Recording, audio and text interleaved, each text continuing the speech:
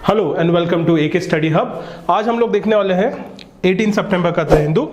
Quickly हम लोग देखेंगे हमारा कोट फॉर द डे। आज का कोट फॉर द डे है माइकल फेल्प्स की तरफ से। ओके, तो माइकल फेल्प्स हम सबको पता है कि वर्ल्ड रिनाउंड फेमस स्विमर है। उन्होंने बहुत सारे ओलंपिक गोल्ड मेडल्स जीते। ओके, तो लाइफ के बारे में क्या बोल रहे हैं, वो अचीवमेंट के बारे में क्या बोल रहे हैं, वो ड्रीम के बारे में क्या बोल रहे हैं, हम लोग देखेंगे। You can't put a limit on to anything. ठीक है, किसी भी चीज पे आप लिमिट नहीं लगा सकते। The more you dream the further you get.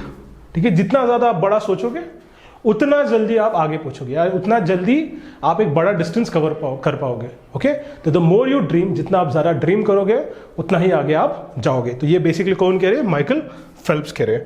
Okay, तो हम लोग चाहेंगे डेली डोज ऑफ वोकैब पे। ठीक है, तो पहला वर्ड है इम्प्लैकेबल। इनप्लैकेबल, इनप्लैकेबल का मतलब होता है कठोर। ओके, इसका मतलब होता है कठोर। ये एक एडजेक्टिव है। ओके, इसका मतलब ये भी होता है अनकॉम्प्रोमाइजिंग, कि कुछ भी हो जाए किसी भी स्थिति में हम नहीं बदलेंगे। कठोर निर्णय लिया, इनप्लैकेबल डिसीजन। इनप्लैकेबल डिसीजन, सोचो इस चीज को। ठीक है, जैसे an implacable decision of the government, एकदम कठोर निर्णय किसका? एक सरकार का। ओके, नेक्स्ट देखो ऑटोनॉमी। ऑटोनॉमी मतलब स्वायत्तता। ऑटोनॉमी मतलब स्वायत्तता। आपने सुना अगर हमारा कॉलेज तो ऑटोनॉमस कॉलेज था, मतलब वो स्वायत्त था, मतलब उसके पेपर वो खुद ही सेट करता था। इसका मतलब क्या है कि उसके एग्जाम्स वो खुद ही बनाता था, उसके टीचर्स को वो खुद ही रिक्रूट करता था, बाहर से कोई नहीं आता था। उनका जो मैनेजमेंट होता था वो खुद ही कॉलेज सब कुछ करता था। इसे कहा जाता है एक ऑटोनॉमस कॉलेज। ठीक है, ऑटोनॉमी मतलब बेसिकली होता है कि स्वायत्तता। ठीक है, इट इज इंडिपेंडेंट, किसी और के ऊपर वो डिपेंडेंट नहीं, खुद से चल रहा है। ठीक है, किसी और का कंट्रोल नहीं। जैसे हम देखेंगे immunity from arbitrary exercise of authority. ठीक है, जैसे इम्यूनिटी मतलब क्या होता है? इम्यूनिटी मतलब कि बाबा उसको बोलते हैं बेसिकली, उसको ये पर्टिकुलर चीज में आप उसको रोक नहीं सकते। इम्यून है, जैसे आप अगर आपने वैक्सीन ले ली तो अभी आप इम्यून हो गए कोविड से, राइट? कि कोविड आपको अभी अथॉरिटी नहीं है कोविड का आपके ऊपर, आपको आके किसी भी प्रकार की हानि नहीं कर सकता, राइट? तो ये होगा इम्यून होना, इम्यूनिटी होना, राइट? तो इम्यूनिटी किससे? Arbitrary exercise of authority. Authority का आर्बिट्री एक्सरसाइज से आपको इम्यूनिटी। मतलब ही हो गया कि आपके पास ऑटोनॉमी है, मतलब आपके पास स्वायत्तता है। ठीक है, इसको हम लोग पॉलिटिकल इंडिपेंडेंस की तरफ से भी देख सकते हैं। पॉलिटिकल इंडिपेंडेंस, ठीक है, इंडिपेंडेंट हो गया मतलब ऑटोनॉमी हो गया, ऑटोनॉमस हो गया, राइट? इसके सिनोनिम्स देखो, लिबर्टी। ठीक है, लिबर्टी ऑटोनॉमी का एक सिनोनिम करके देखा जा सकता है। नेक्स्ट देखो स्ट्राइक डाउन। स्ट्राइक डाउन मतलब क्या होना? अक्षम करना। अक्षम करना मतलब किसी चीज को रोक देना, उसको तोड़ देना, उसको उधर ही दबा देना, मतलब strike down. Okay, verb declare null और वॉइड, मेक इनइफेक्टिव। ठीक है, अगेन स्ट्राइक डाउन करना मतलब उसको हमने रोक दिया, उसको तोड़ दिया, उसको इनइफेक्टिव बना दिया, अशक्रिय बना दिया। ओके, उसको तोड़ दिया हम लोग ने बेसिकली। ओके, सिनोनिम्स देखेंगे हम लोग, उसका मतलब होगा cancel, strike down a law, एक लॉ को स्ट्राइक डाउन करना। क्विकली हम लोग नेक्स्ट वर्ड्स देखेंगे, ऑर्डिनेंस। ऑर्डिनेंस का मतलब होता है अध्यादेश। अध्यादेश मतलब क्या होता है कि ऐसे लॉज जो बनाए जाते हैं पार्लियामेंट्री प्रोसीजर्स को बाजू में रख के या उनको बाईपास करके। देखो, a law enacted directly by a government bypassing the legislative. ठीक है, मतलब पार्लियामेंट में वो लॉ नहीं बनेगा, बाहरी एग्जीक्यूटिव जो होता है वो लॉ को बना के पास कर देता है, पार्लियामेंट में नहीं बनता। पर इसकी एक लिमिट होता है, 6 महीने के लिए ऑर्डिनेंस चलता है, उससे ज्यादा नहीं चल सकता। ठीक है, तो इसका मतलब होता है ऑर्डिनेंस। ओके, नेक्स्ट देखो cherry picking. Verb choose and take only the most beneficial और profitable items opportunities from what is available. ठीक है, चेरी पिकिंग का मतलब होता है भाई जो चीजें अवेलेबल है उसमें से वही चीजें उठाओ जिससे मेरे को फायदा होगा, राइट? उसमें से वही चीजें उठाओ जिसमें से मेरे को फायदा होगा, इसे हम लोग कहेंगे चेरी पिकिंग। नेक्स्ट देखो वेडेड इनटू। वेडेड इनटू मतलब प्लंज इनटू, मतलब उसमें जंप करना। बिगिन और अटैक रेजोल्यूटली एंड एनर्जेटिकली। ठीक है, किसी चीज में आपने जंप कर लिया या उस किसी को आपने बहुत एक रिगरसली अटैक करना शुरू कर दिया, वर्बली हो गया, फिजिकली हो गया, तो उसका मतलब हो गया you wedded into that person. Okay, next देखो हेजिटेट। हेजिटेट मतलब संकोच करना। To pause before you do something और before you take a decision. Pause लेना, संकोच करना, मतलब ही हेजिटेट करना।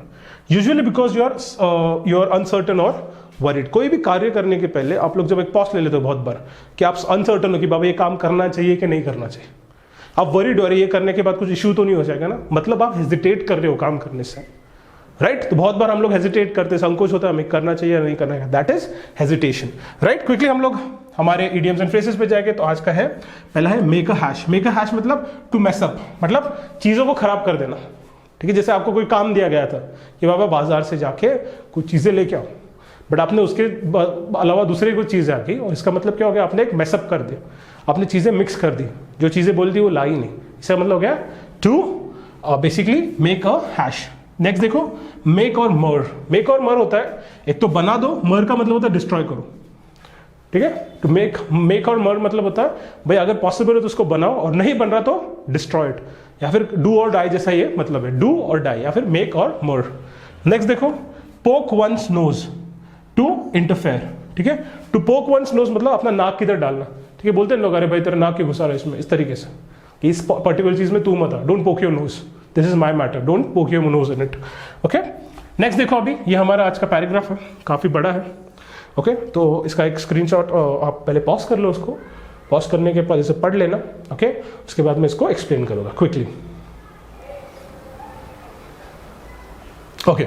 सो recent developments have demonstrated the union government's implacable determination to undermine the autonomy of various tribunals in the country। क्या recent development क्या दिखा रहे हैं, जो recent change हो रहे हैं वो क्या डेमोन्स्ट्रेट कर रहे हैं, डेमोन्स्ट्रेट कर रहे हैं दिखाना कि जो यूनियन गवर्नमेंट है उसका जो implacable determination मतलब एकदम स्ट्रॉन्ग, एकदम कठोर डिटर्मिनेशन मतलब उन्होंने सोच के रखा है, वो डिटरमाइंड है, ठीक है। किस चीज के लिए, to undermine the autonomy of various tribunals in the country. वो क्या करने वाला, अंडरमाइन करने वाले, अंडरमाइन करने वाला दबाने वाले, किसको दबाने वाले, ऑटोनॉमी को, उनकी जो स्वायत्ता है, किसकी, वेरियस ट्रिब्यूनल्स, ठीक है। वेरियस ट्रिब्यूनल्स मतलब क्या होते हैं, ट्रिब्यूनल्स, ट्रिब्यूनल्स मतलब कोर्ट की तरह ही होते हैं, कोर्ट की तरह ही होते हैं और वो कोर्ट जैसे ही काम करते हैं, बस उनके पास थोड़े अधिकार कम होते हैं, ठीक है। स्पेशलाइज्ड कोर्ट हम लोग उनको कह सकते हैं। तो ऐसे जो स्पेशलाइज्ड कोर्ट्स है उनके पावर को दबाने का काम कौन कर रहा है, यूनियन गवर्नमेंट कर रही है, और वो बहुत ही इम्प्लेकेबल डिटर्मिनेशन है, ठीक है। इम्प्लेकेबल डिटर्मिनेशन मतलब एकदम स्ट्रॉन्ग और कठोर डिटर्मिनेशन है। Now in it recently got the parliament to enact a tribunal reforms act। Central government ने क्या किया है, पार्लियामेंट को अभी उन्होंने एक एक्ट करने के लिए बोला, ठीक है।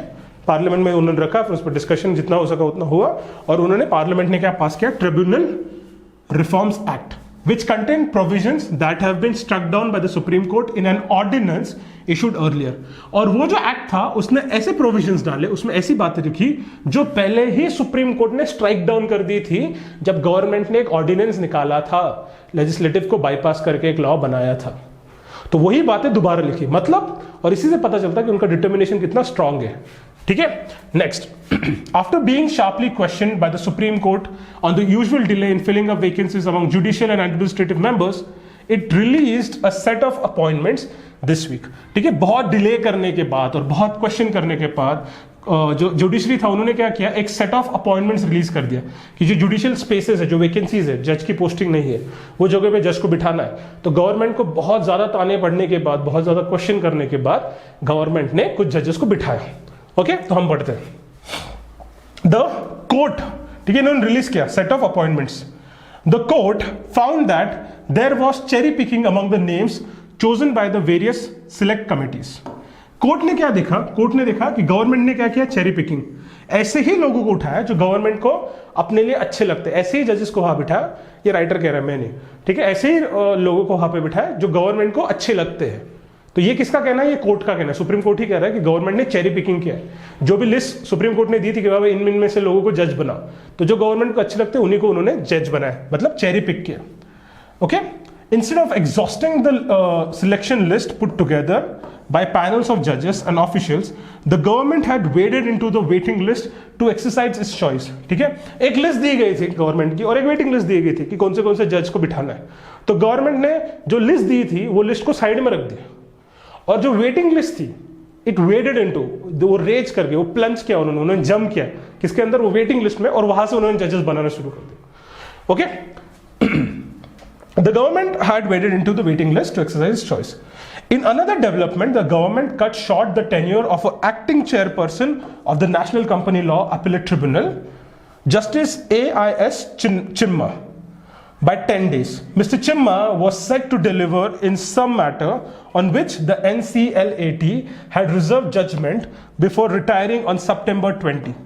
Okay, क्या हो गया, जो जस्टिस चिम्मा थे, ठीक है, वो कोई वर्डिक्ट देने वाले थे और 10 दिन के बाद उनका रिटायरमेंट था। तो उन्होंने बोला कि बाबा थोड़े टाइम के बाद मैं वर्डिक्ट दूंगा, पर वो जब वर्डिक्ट देने वाले थे उसके पहले ही गवर्नमेंट ने उन्होंने बदल दिया, बोल दिया कि इनको हमको बदलना है, ओके। तो इसके वजह से बहुत सारे क्वेश्चंस उठाए जा रहे हैं गवर्नमेंट में।